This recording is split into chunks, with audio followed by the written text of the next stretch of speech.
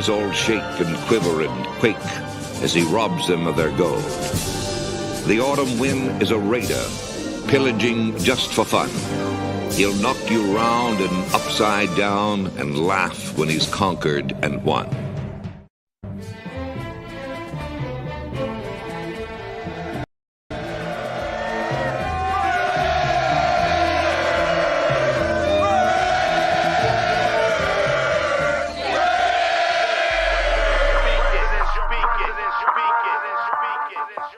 And I approve this message. Oakland Raiders, Oakland Raiders, Oakland Raiders. Just win, baby, win, baby, win, baby. We are the Oakland Raiders, Oakland Raiders, Oakland Raiders. Just win, baby, win, baby, win, baby. Don't need no invitation. We are that Raider Nation. We rock that black and silver. We make them shake and shiver. We make them reconsider. And we still committed. So if you want a piece of this, you can come and get it. Touchdown, touchdown. Let's throw a bomb on first down. Let's throw a bomb on every down. First we score, then we clown. Having fun, look around. Nobody loud as a Raider crowd. Nobody proud as a Raider crowd. NFL, how you like me now? We gon' do this open style. Nothing but action. I'm Bo Jackson, hit the hole. Run you over, goal line. Jumping over, going crazy. Lose your soul, lose your mind in the black hole. Here's the goal, Super Bowl. And everybody here, get the goal. Don't need no invitation. We are that Raider Nation. We rock that black and silver. We make them shake and shiver. We make them reconsider. And we still committed. So if you want a piece of this, you can come and get it. Oakland Raiders. Raiders! What is up? What is up, Raider Nation? What's going on? Welcome, welcome. Today is a special episode. I've been wanting to have my boy on for a minute. I can't wait. You know what? I'm going to bring him on from the get-go. Everyone, welcome your boy Q to the show. What's happening? What's going on, man? Appreciate you having me on, man. It's been a minute. We've been trying to work and get it on and make it happen, but we finally did it. So yeah, we finally did it. But I'm glad though. I know it's busy. You got the podcast, you got your radio show, and man, huge congrats to everything that you do, man. I've been following you for a minute, and just seeing you how much you've grown is exciting, big dog. Yeah, no, it is. Appreciate that, man. It's been a lot of fun. It's obviously a lot of hard work, but I mean, it all pays off at the end of the day. So just keep on grinding, keep on pushing, and here we are, man. So getting to link up with you on the show is always a blessing. You know, I think one of the things I love the most is because you are actually a Raider fan. Yeah. You know, you're a fan, you die hard. Honestly, it doesn't happen very often where you get the chance to be in the position that I'm in and be, a fan of a team and then cover the team, right? I mean, a lot of times, even when I started, when I was at ESPN Central Texas, I'm there and I'm covering the Cowboys, I'm covering the Texans, I'm covering college, I'm covering high school. So I didn't really have that opportunity, but the way that things worked out, man, I was blessed to have this opportunity. It's challenging at times. It really is, just because, you want to root for the team. You want to get fired up, this and that, but then you also have to be honest and real and just kind of say, well, if this was the Cowboys, how would I be talking about them? Would I be saying that they're making all the right moves, or would I say, well, I think this was a bad decision? So that's kind of how I have to keep it in my head. But again, it's a blessing to have the opportunity anyway. I always wonder how you manage that, because I know I do my show and stuff, but I always have the Raider hat on.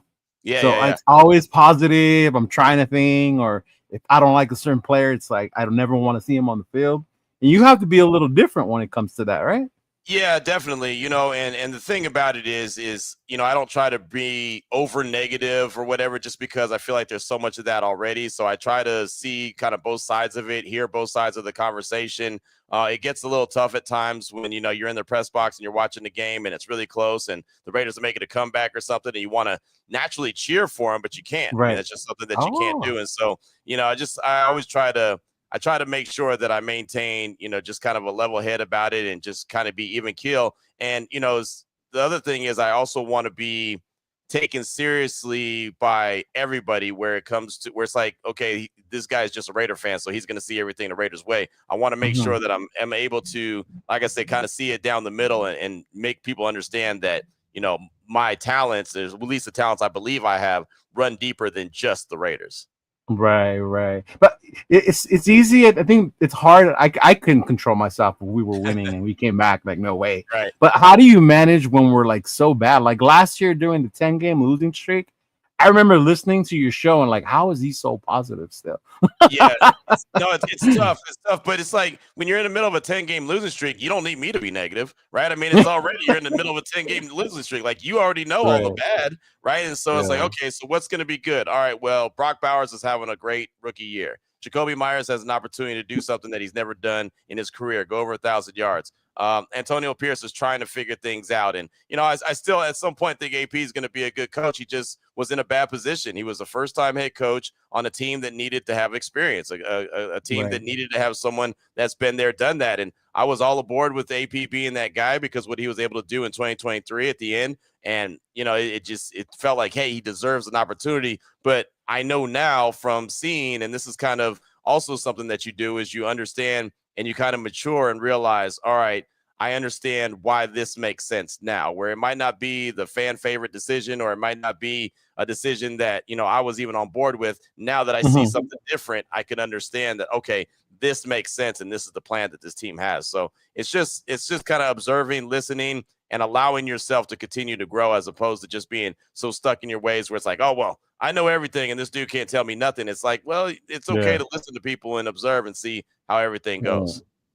And then I'm sure the people you go on air with too, like you shout out to you and you show Raider Squad with Lincoln, like you kind of have to watch what you say and take what they tell you in the same way, right? Like this dude played, I have to respect what he's telling me and his insight and things of that nature. Well, that's the thing. And you've seen me plenty of times at practice. You've seen me at games, and I always am standing there next to someone that is smarter than me. And, I can say, hey, Lincoln, what did you see on that? What did they do that for? Oh, well, this is why. So I always like to really listen. And I always say that's the best talker, is the one that listens the most. So I could pick up something that Lincoln says. I could pick up something that Kirk Morrison says. I could pick up something Jason Horowitz knows from being on the calls. Like I could pick up something one and be like, okay, this makes sense and why. And then I feel like I'm in the position where I could come back and tell you, hey, this is why they're doing this. This is why it makes sense. And then hopefully that'll resonate with you. It's like, okay, now I can see it. Now I understand what they're doing. Yeah, I know recently you talked to, was it Quadra Ishmael? Shout out to Quadra. Yeah. And his brother Rakib. I'm a big Notre Dame fan, but when you mentioned you talked to Quadra, I was like, man, just to get that insight from a wide receiver and us getting hyped about our rookie wide receivers and him telling you what he sees and what needs to change or happen. Yeah, that's so cool to be able to be down there on the field like that. Yeah, it's a blessing, and to have those kind of guys, around the building or around the team, and then accessible to me as well, and for them to accept me and decide that they want to talk to me and chop it up with me, and when they walk up, Q, what's up? I mean, like that's an honor for me, because that lets me know that they're taking me seriously as well. And it's easy for them to look at me and be like, oh, this guy never played. He doesn't know. What's he talking about? This is just some, Raider fan from the Bay. But instead, they respect my grind. They respect the hustle. They respect the body of work that I put in. And so they take me seriously. And then we can have those serious conversations, and they can share with me, different ideas or what they're seeing out there, because they know it's from a good place. Like Kirk Morrison does it all the time. I see him out at practice, and he's like, hey, man, come over here real quick. I want to chop it up with you. And there'll be something that I might have said on my show, and he's like, yeah, that made a lot of sense, but this is why that they're doing it like this, like just try to put some game in your ear. And as opposed to saying, yeah, whatever, and just kind of brushing them off. It's like, no, this dude did it. Like this dude did it at the highest level. I mean, the guy's one of the guys I look up to. And if he's willing to take the time to pull me to the side and say, hey, man, this is probably why you're seeing, them do this drill, or this is what they're working on. Or even sometimes he'll just come up to me at practice and be like, hey, man, you saw what they just did right there? This is why they're doing it. Or you see how they're lining up in special teams? This is kind of what that means. I appreciate all that, because, again, it just makes me feel like I have a better understanding of everything that's going on, especially in like a training camp setting where we don't know what the game plan is when they go out to practice. Like I see interception Geno Smith throws. The game plan could have been like, hey, man, I want you to target this corner all day and just see, what he does and how he reacts. Okay. You know what I mean? Like that could be the game plan. And that's just, one of the little things that Kirk even dropped on me. He's like, look, there could be times when they want to test out the linebackers. So they're just going to keep banging it towards the linebackers and see how they react, see if they're able to react in a certain way. And so it's just the little things like that you look out for and kind of understand, all right, this is probably why they're doing this in this training camp setting. So us fans need to chill when we hear that Geno threw an interception. It's like, oh God, here we go. Like, right. But it's. I mean, like I said, it's for so many different reasons. There that something could be, something could be targeted, or they're trying to work on something, and even then, I mean, like Geno, do you want Geno to throw the ball away right now in training camp, or do you want him to kind of try to thread the needle and see if he can get the ball to Brock Bowers? Like, if he throws the interception in practice right now, it doesn't really matter. He'll throw the ball away on, if it's not there and he doesn't want to risk a red zone interception. But right now it's like, all right, well, I'm going to test to see if this corner can actually hang with Bowers this whole time. If he could shake away from him, if I can break contain and then throw the ball, deliver the ball down the field. So there's a lot of things that go through these players' mind that they know from their meetings before they ever hit the grass, and we actually get to see what they're doing. So sometimes, we may overreact to what we see, but it's really something that they've already been working on. Oh, one of the things you say when it comes to AP, I carry it going on to this season, is that AP had the vision, but the plan wasn't executed. Right. And now with this new regime, it seems like Pete is maintaining that same vision, but he seems to have the plan. Is that what it looks like out there to you? Yeah, that's exactly what it is. I mean, AP knew what he wanted, right? I mean, he knew exactly what he wanted from this team. He had a great idea for the identity. It was going to be a defensive-minded team. They were going to be able to run the ball really well downhill, and their quarterback play was going to be able to complement what the rest of the team was able to do. Problem is the defense got banged up, and they still were pretty decent, right? They got banged up. The running game was non-existent, right? The offensive coordinator wasn't very good, obviously, with Luke Getsy, and the quarterback play was bad, right? And so, I mean, he didn't know how to go about doing it. Now here comes Pete Carroll. He wants to what? Run the ball. He wants to have a really strong defense, and he wants to have good quarterback play. Well, I mean, it sounds very similar to the last coach, except for this coach has a long history of being able to do it. This coach has had a history of getting the Patriots to the playoffs year one, getting the Seahawks to the playoffs year one. He's got a chance to do it with the Raiders, and the only thing that's holding the Raiders back is the fact that they play in the AFC West, and it's a tough division. So, you gotta see, pick your poison. But I mean, it's hard to bet against Pete Carroll. If they weren't in the AFC West, I'd be willing to say that they're going to be a playoff team this year. But man, the AFC West is so difficult. I expect the Chiefs to take a step back. I don't know what to expect from the Chargers. I don't think they're going to be as good as they were last year. And I think Denver's going to have a really strong defense. The only question is what's Bo Nix going to do in year two. So the division's still going to be really difficult. But Pete Carroll already has a blueprint, and he knows how to do it. He was asked today at practice, do you ever have any questions about your plan working? He's like, well, it's worked everywhere I've been. So we're going to do it. We're going to bring it here, and we're going to do it again. So I feel pretty confident that Pete Carroll is going to be able to execute this at a high level. It was funny you said that, because I've been one of those fans that, like, I hear all the shuffling around with JPJ, with Meredith. And then I heard you and Link yesterday, and it made me laugh because it was like, shut up and let the coaches coach. And I was like, my bad. Yep. Exactly. So Lincoln keeps it real. You know that. Yeah. That's why I like that show. It's one of the reasons it keeps it very real. But when I hear things like that, and then I hear you say that Pete is following that plan, and I guess we got to trust it. He knows what he's doing. It's proven that it's worked is the other part, right? Right. That, and then, I mean, the coaches all have a great idea of what they're doing as well. And, the one thing is, when Pete went to Seattle, he kept his special teams coordinator, he kept his defensive coordinator, and he kept his defensive line coach. Well, he arrives with the Raiders, and he keeps his special teams coordinator, he keeps his defensive coordinator, and he keeps his defensive line coach. So again, he's got the same blueprint. It's none of this that he's doing is new. They went out and made a move for Marshawn Lynch. He goes out and drafts Ashton Genty, right? They go and make a move for a quarterback. He goes and makes a move for a quarterback. They draft one later, right? I mean, there's just the things that he has done that have worked, that there's history, there's actual evidence of it working, is exactly what he's doing here. And you see the kind of players that he's bringing in, the guys that love football, the guys that want to compete. What they told us day one when he was introduced is, hey, if you want to play football, if you love football, there's a place here for you. If you don't, that's fine, but it's not a place here for you, right? They're showing that. They're proving that, everything that they're doing. And, there's still going to be decisions that they probably make that might not end up being the best decision. There's going to be things that they do that aren't going to be perfect. I mean, I don't think anybody has a perfect organization and makes call. I get that, but I mean, for the most part, I feel like this staff knows exactly what they're doing. Real quick, what do you think is the biggest addition or the most important one? Was it Geno or was it Chip? No, I mean Geno was big. Geno was really big because now you've got a quarterback that you really believe has an opportunity to continue to build off what they were doing in Seattle under Pete Carroll and the way that he was able to kind of get his career going back. But Chip Kelly is nothing to sleep on either. I mean, the Chip is huge, man. I mean, the fact that they paid him $6 million when DeMeco Ryans in Houston only makes $4 million and he's the head coach. Right, it kind of tells you what they were willing. They were all in. Like, you don't pay a offensive coordinator $6 million if you don't have a plan that he's going to be your guy. Like, he's your dude. Like, they really believe Chip Kelly is going to come and open up this offense. And I'll tell you, man, for being at practice every single day, it looks like they're picking up this offense. They're getting better. The practice game that you saw at Allegiant Stadium on Saturday, you saw how Geno Smith looked really good. He 4 drives, 4 touchdowns. Like, I mean, he's picking it up. He's on the same page with Brock Bowers. He's on the same page with Big Mike. He's getting Trey Tucker involved. Like, I mean, there's a lot to like. And then they've got a guy like Dante Thornton who could stretch the field,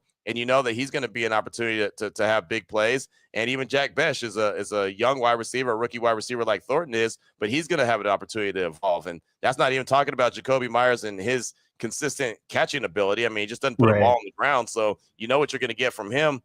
And then, also, by the way, you sprinkle in a run game too. You got an opportunity, man. This offense, I think, is going to be pretty good.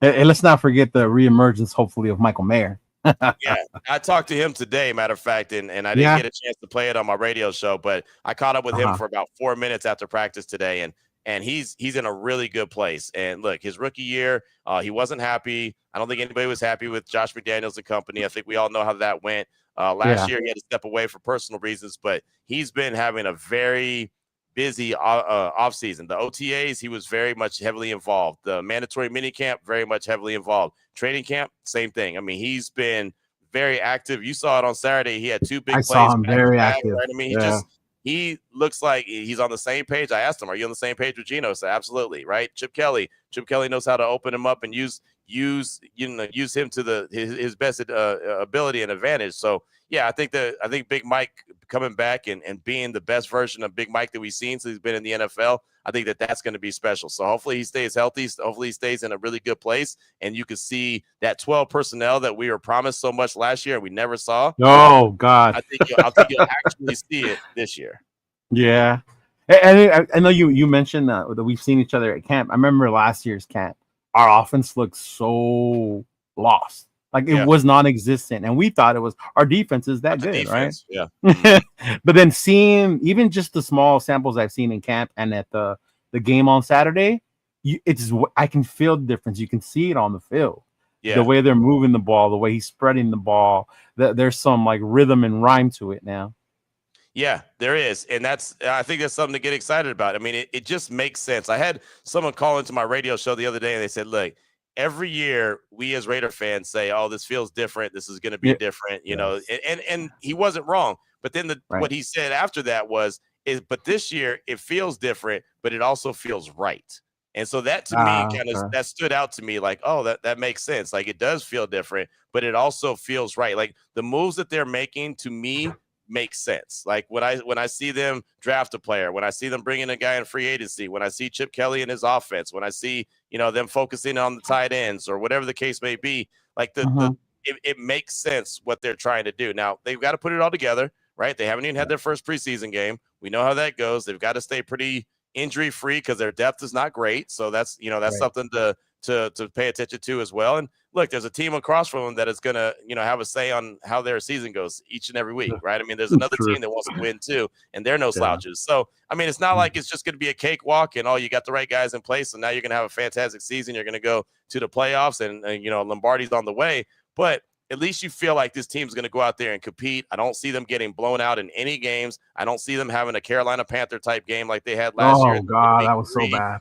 Yeah, I mean, that was just embarrassing. Like, I don't see this team getting embarrassed at all. I think they're going to go compete. They're going to have a fighting chance in every single game, and they're going to try to take the air out of it and try to win every game kind of at the end, right? A strong, heavy dose of the run game and hang around and just win it. And if they can, more times than not, then they're going to be in a really good position when it's all said and done.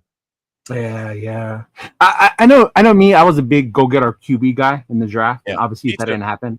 I was a big Sanders person, and but we took Jency, and I guess the fan in me was like, at 6, the value. There were so many other backs, now I'm starting to drink the Kool-Aid a little bit, Yeah. seeing him and all that. But what do you think? Is Genty the real deal from what you've seen so far or heard from other players? I think so. He's just that guy. Big Mike was talking about him today. I mean, Gino talks about him all the time. He's going to be the key. Him and Brock Bowers are really going to be the key to what happens. This offense is going to be very run heavy.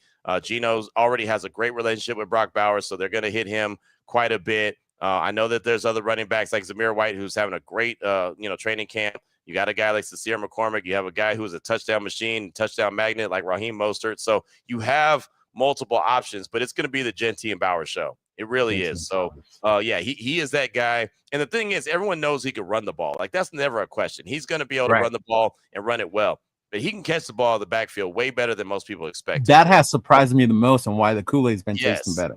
Yeah, exactly. He's going to do that, and he's even lining up to receive punts. Like, he's doing that in training camp as well. Now, on the depth chart, he's second. He's behind Trey Tucker. So I don't think they're going to have him out there all the time. But the fact that he has the ability to do it, that also could be a game changer. And look, let's be honest about the situation. The Raiders haven't had a real threat at kick return or punt return in years.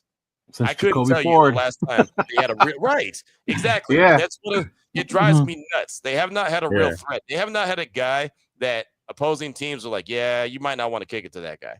Right. Yeah. They haven't had that guy. Like, even when Hunter Renfrow was there, he was good, but he was never a guy that you were afraid to kick the ball to. No, Renfrow was just sure-handed. You knew he was sure-handed. Yes. He'd catch it, and he always had a couple moves here and there where you thought he was going to pick up 8 yards, and he picked up 15 or whatever. You know what I mean? But you really never saw that, okay, he's going to take one to the house. And then the one time he took it to the house, they called a penalty, and they called it back, right? Even though I think that was a suspect penalty. But, okay, that's a whole nother conversation. So, but they don't they haven't had a threat. And so now if Tucker is able to be that guy, we know he's got speed. So he's kick return, he's punt return. But if you also have Genty as well, that could be possibly available. Maybe, you need a real big play and you think, you know what, let's just get this guy the ball and see what he can do. I can see them putting him out there. I hear it and I like it, but then I remember Tim Brown, how he almost got damaged because of the punt returns. Remember, he got hurt and then they kind of took that away from him to stop him from getting hurt. But like your number 6 pick returning, I saw that on Saturday. I was like, is he returning punts? Is he catching punts? He can. He can. So again, I don't think it's something you're going to see very often, but it's definitely something that he can do. And I think that just having the ability is a big deal. Ability. You know what it reminded me of? I don't know if you remember the old Seahawk teams, but everyone played everywhere. Yeah. I remember even Sherman was playing special teams. Yeah. And people were like, are you sure you want to injure your best players? And people was like, that's just how we run things here. Well, that's what, I'm a big college football fan. That's what Alabama's done for years. They've always had their starters on defense play on special teams. They say that's the first defensive play, right? Kickoff is the first defensive play. So they've always had those guys on there trying to pin them deep. So I don't fault them for that. And again, Pete Carroll did it in Seattle. It worked. I don't have a problem with it. Football players want to play football. It's funny you mentioned that. I was talking to Mark McMillan today, and he played defensive back for 8-9 years in the NFL with the Eagles, the Chiefs, I think the Saints as well. But he was, a really good cornerback. And I said something about Philip Dorsett because he's a 10-year wide receiver. I said, look, he's a 10-year vet, and he's back there receiving kicks. He said, Q, I never didn't play special teams. My whole career, I made sure I played special teams. He's like, I didn't want to give them any reason why I wasn't coming back on the roster. Oh, not only can he play corner, not only can he play slot, he also is a gunner. He's also a guy on protection. Like he said, man, I played everything. Especially when you start to become a vet, you don't want them to take you off the field because, there's this younger guy right behind you that can play special teams, and we're going to go ahead and put him out there. He's like, man, I played special teams my entire career. Yeah. When I see that, it's so different to me. But like you said, he has a plan, and it makes you more valuable when you play different positions. Even when people have asked me, like, "Oh, how did Lobby look? How did Touchdown Tommy?" I saw them do a lot of special teams, and that's probably how they're gonna make this squad. Yeah. They've got to make it a special team, like Lobby in particular, man, because their running back room is deep, right? So I mean, Lobby's gonna have to make it by way of special teams. Touchdown Tommy is the guy that, I was looking to see what he was going to do. Hasn't really done too much yet. So he's going to have to make it by way of special teams. As a matter of fact, a lot of people think that Alex Bachman's going to make it, and they might have to release Tommy Malott and try to get him to clear waivers and then put him on the practice squad. But I just keep thinking that Malott's going to make it because they drafted him. where Me Bachman too. isn't the guy that they drafted. You know, he was already, with the team. And so I kind of think that it's going to be the reverse, but he's got to show something. And we'll know a lot on Thursday if they let Malott go out there and play and really, ball out and have an opportunity, then they probably have a plan to keep him on the roster. But if they don't go out there and they don't showcase him at all, there's a good chance that they're probably going to waive him and hope that nobody has paid attention and seen him. And then they're going to probably try to put him back on the practice squad.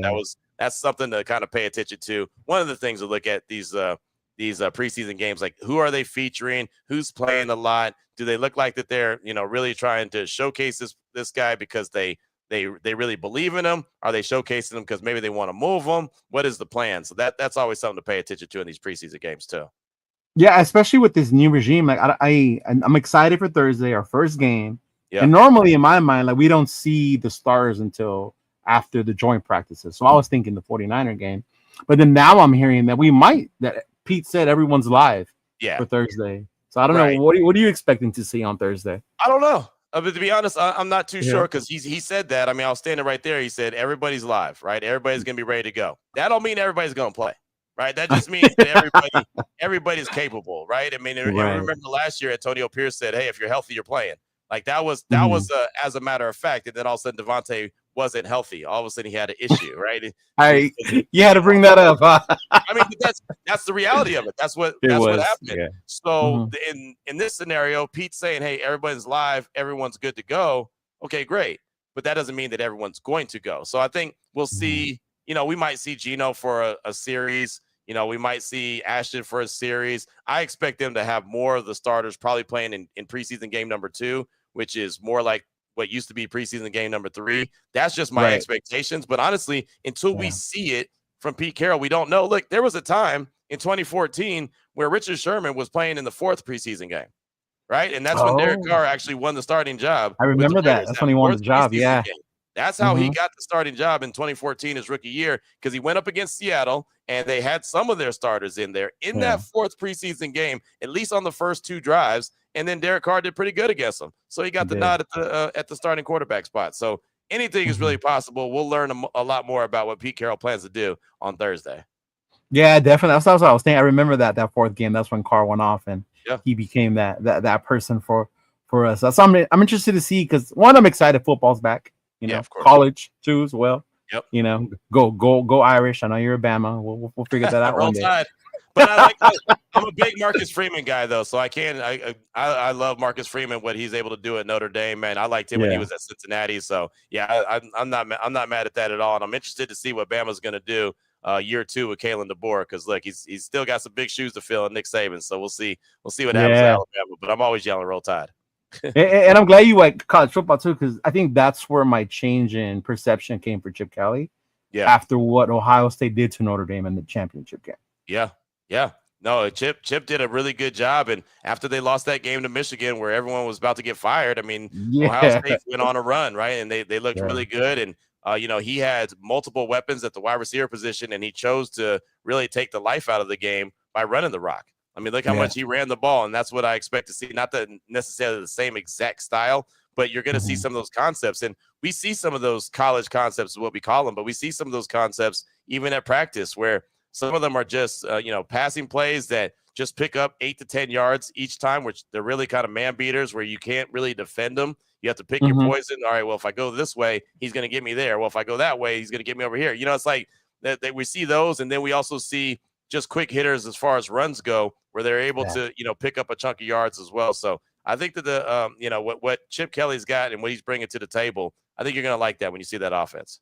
So you're telling me the hype for this explosive offense is going to be true, more real this year?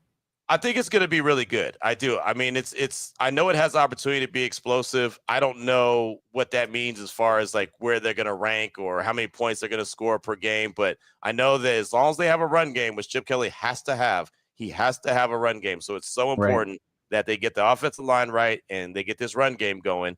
Once they get that run game going, it opens up everything else. I'll tell you what, a lot of Raider Nation has been missing the deep ball. It hasn't really been there. We always talk about go deep. Yeah. Gino loves to throw the ball deep, man. And when he flicks his wrist, it looks effortless. I mean, it just, I say it to Vinny all the time, like, man, did you see how he just He just flicked his wrist and got it down there. He's like, yeah, he's got a pretty deep ball, man. And so he's been hitting guys like Thornton. He's been hitting guys like Tucker. He's been stretching the field with Besh. He's hitting, guys like Jacoby Myers. All these different guys he's hitting, and he's stretching the field. So I think it's something to get excited about. They're going to take shots. That's what I guarantee. If given the opportunity, if the offensive line holds up like it's supposed to, they're going to take some shots down the field. Man. Where do you think that puts like our quarterback situation though after Geno? Because Geno is up there in age. Obviously, we got 3 years, but we got O'Connell, and then they drafted the kid Miller. Like, how do you think that's going to look for them? I mean, it's a good question. Look, they basically reset the backup quarterback by drafting Cam Miller. So what does that mean for Aiden O'Connell? I think there's no doubt that he's the backup quarterback this year. I don't know what it means moving forward, right? Because, after this year, he'll be 3 years in the league, and then he'll be on his last year of his deal. So do they start to look at Cam Miller? Do they like what they see? I think Cam Miller has to show them what they're going to do with that backup spot, right? Is Aiden O'Connell a guy that if someone gets hurt, maybe the someone calls the Raiders like, hey, man, we need another quarterback. We need a guy with some starting experience. What is it going to take to get O'Connell? Maybe. Does he have a big enough resume to make that happen? I don't know, right? But you look at the 3 quarterbacks. A lot of people thought that they were going to sign another one and bring him in. They haven't. So I feel like that they're pretty comfortable with the 3 in-house, and I think they're going to continue to allow Cam Miller. I think we'll see a lot of him in preseason. We'll see a lot of him on Thursday. I'm sure probably get a whole half out of him, maybe even more, right? Who knows? But I think that you'll see a lot of Cam Miller, and I think everybody will start to get an idea of what he can or what he can't do. But I do feel like Aiden O'Connell's definitely the backup quarterback this year. Yeah, the other battle I want to see on Thursday is McCormick and Zamir White. Yeah, like what that's going to look like. Man, I'm telling you, they both have looked good in practice. I thought it was a combination of like Zamir or Sincere, but now it feels like it's like Zamir or maybe even Raheem Mostert. When you look at the depth chart, you see Zamir or Mostert as the number 2, and then Sincere McCormick, in the 3 or the 4 spot. It's kind of okay. That's interesting. Sincere, I think, is a really good back, but he's always had a problem staying healthy. Zamir White, we saw what he was able to do, but he got bulked up last year. He got way too big, and he wasn't able to. He wasn't hitting the holes right. He was slow, or looked like he was slow. The offensive scheme wasn't good for him. The offensive line wasn't doing what they needed to do all the time, but he also wasn't hitting the holes when he was supposed to. So he's had a really good camp. Pete Carroll talked about him today and said, man, he's the hammer, and we just want him to be him. We don't want him to be anyone else, just be him. And so they're, as Pete Carroll said, they're really proud of what he's done this offseason. So Zamir White's definitely making a name for himself. Yeah, that's what I do remember last year at camp. That was one thing I came back and I told people. Like, Zamir looks big, but almost too big. He was too big. Like, he was too big. Yeah, it slowed him down last year, and obviously the line didn't help none either. No. But, yeah. But, Q, I appreciate you coming through, man. Real quick, you got some fans here in the chat. Lisa, my man Q. I listen to him every day in the morning. I love this dude. Appreciate that. Hey, I was going to ask you, and it was funny because you brought it up on your show, the autograph thing.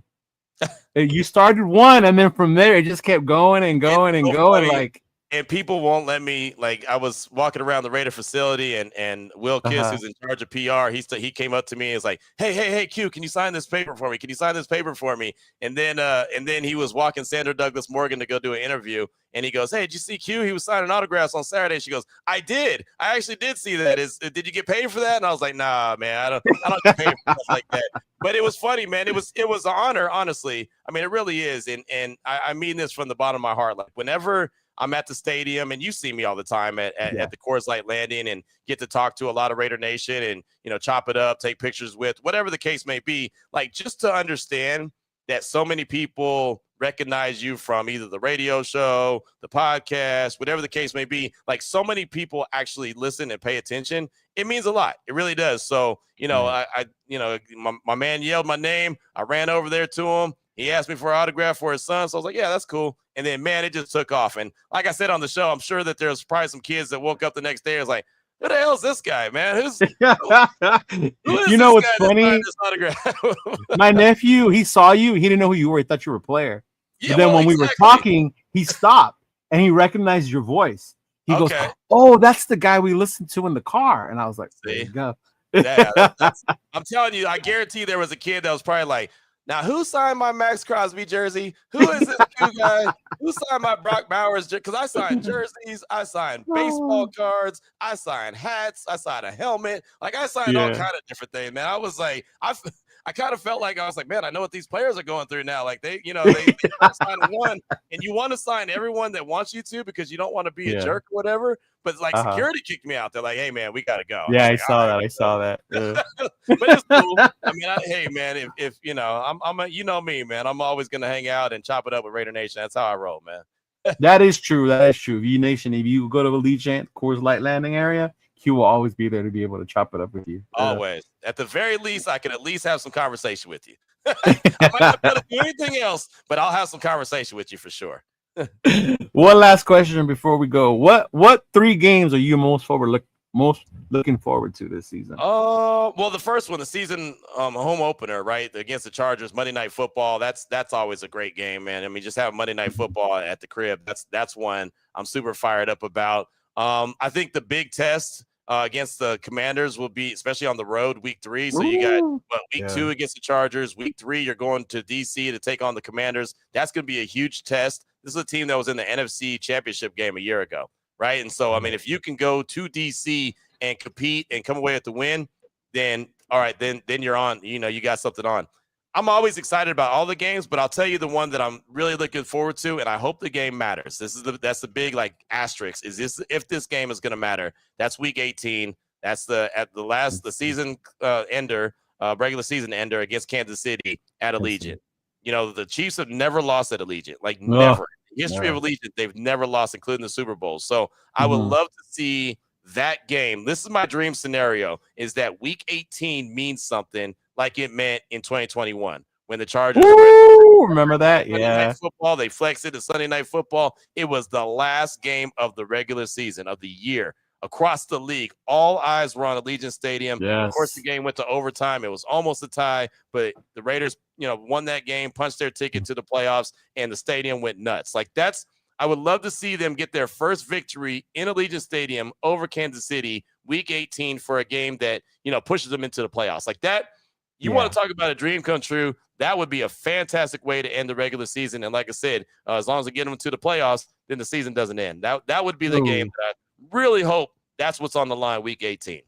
That would be a dream scenario, especially the way it went that way where we knocked them out. If we can do that to KC, their first loss, knock them out, send them home, that would be amazing. Yeah. Man, that would be such a feather in the cap to Pete Carroll if he were to find a way to get this team to the playoffs year 1, and it's because of that game, right? And regardless if it makes the Chiefs go home or maybe not win the division or whatever the case may be, just to get that dub in your house and be the first time that you ever got it and it pushed you to the playoffs, that would be, man, Raider Nation would be doing backflips, and we're not even gymnasts, but we'd be doing backflips for sure. I know I will. I will. That you and me both.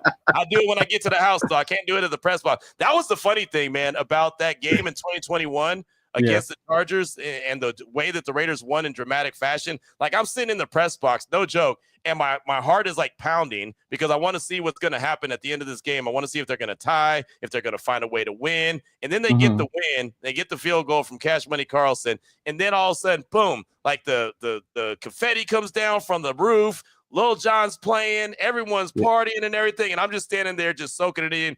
And I can't celebrate, but I'm just watching. Like, I'm watching the press box with a big smile and seeing Raider Nation just partying in the stadium. It was fantastic. It was the only way. Man. It was great. So, and then I got. Did you get to hit the Win Club right after that?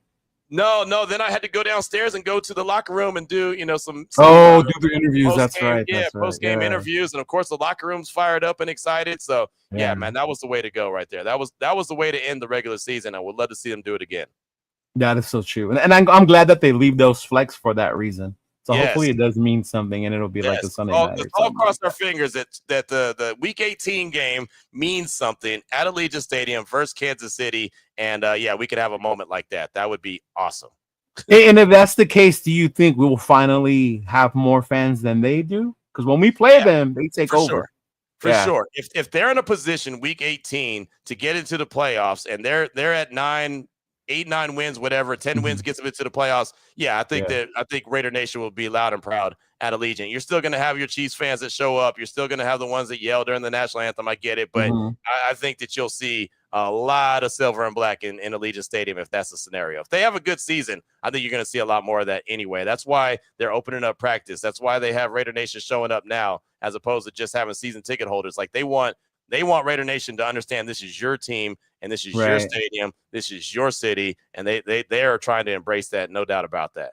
I see them doing more stuff in the community too, right? With like players going out to stores. Weren't you at Papa John's one time with Max? Yeah, with Max. Like he opened up his he opened up his Papa John's. Apparently he's got a couple of them in the area. And Max is doing everything he can in the community. The Raiders are doing a lot in the community. Matter of fact, Max has this foundation that they're doing some back to school big event at a local Walmart here on Friday. And so they're doing school supplies. They're doing all kind of stuff. So his foundation is very active in the community. The Raiders are doing back to school haircuts and even hairstyles for young ladies and everything. So they're trying to be very, very active in the community. And that's what you got to do. That is so awesome. That is so awesome. But hey, Q, I appreciate you coming through. Much love and respect. I love what you do for the Raider Nation. You keep me in the season when I want to give up sometimes. I just go, I got to listen to him, see what he's going to talk me off the ledge. Right. It happens, man. It happens. Trust me. I know. But no, man, keep doing your thing, man. You got a really good show here, and I'm glad that I can hop on and join you. I know we've been working on it for a while, but to make it happen, man, I really do appreciate you having me on. Yeah, for sure. And I'll definitely see you at the home opener. I will be there. Yeah. There it is. I'll see you later. We'll do this again, okay? Sounds good. Appreciate you. Thank you. All right, brother. Appreciate everyone in the chat, too. Appreciate it. Ooh, man, that was my boy Q. Hey, yo, Nation. Thank you all for tuning in today. I appreciate it. That is one of the dudes I'm a big fan of. Started listening to podcasts. So it was great to finally have him on the show. We see each other a lot at practice at the stadium in Vegas. So, hey, appreciate y'all coming through. I'm glad I was able to bring that to you and you heard him. We'll get to do this again during the season, hopefully on some good terms, Hopefully we're starting off the season winning and things like that. But, hey, I appreciate y'all, Nation. I'm going to tune out right now. We are going to come back on later with the Black Hole. We're going to do our Most Notorious podcast. So I'll see you all in a bit. Make sure you all tune in and keep the notification on for that. And like always, man, much love and respect. Appreciate y'all, Raider Nation. Just win, baby.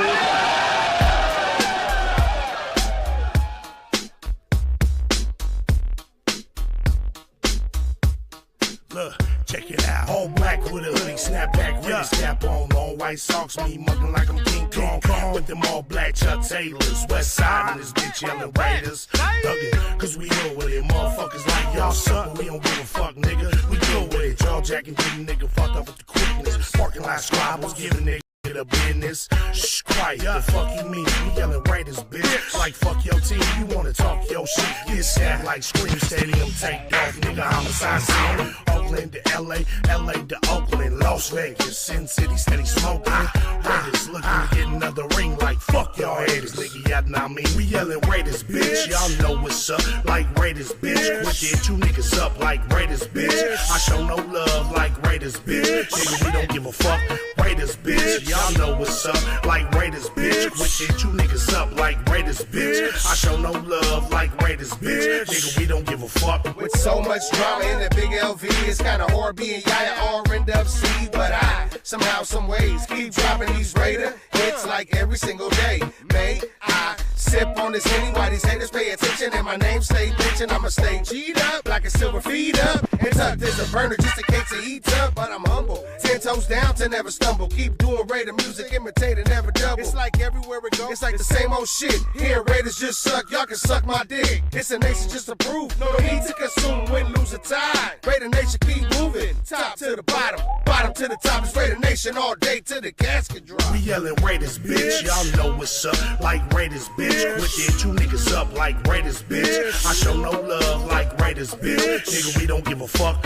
Raiders, bitch. Y'all know what's up, like Raiders, bitch. Wicked, you niggas up like Raiders, bitch. I show no love like Raiders, bitch. Nigga, we don't give a fuck. Welcome in this bitch like nigga, what's happening? With whiskey in my cup, turned up, Raider Nation hella active. Watch what you say, watch the yapping, nigga. Don't get your ass kicked. We bout that action. I'm a goofy nigga, but I ain't no goofy nigga. Fuck around around and find out he's doing a two-piece, nigga. Everybody knows me soon as I hit the scene. They like, Raiders, bitch, nigga, fuck your team.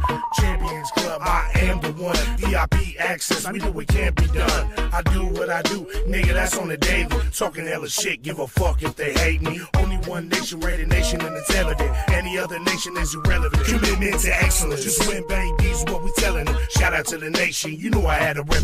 We yelling Raiders, bitch, y'all know what's up. Like Raiders, bitch, wicked two niggas up like Raiders, bitch. I show no love like Raiders, bitch. Nigga, we don't give a fuck. Raiders, bitch, y'all know what's up. Like Raiders, bitch, wicked two niggas up like Raiders, bitch. I show no love like Raiders, bitch. Nigga, we don't give a fuck.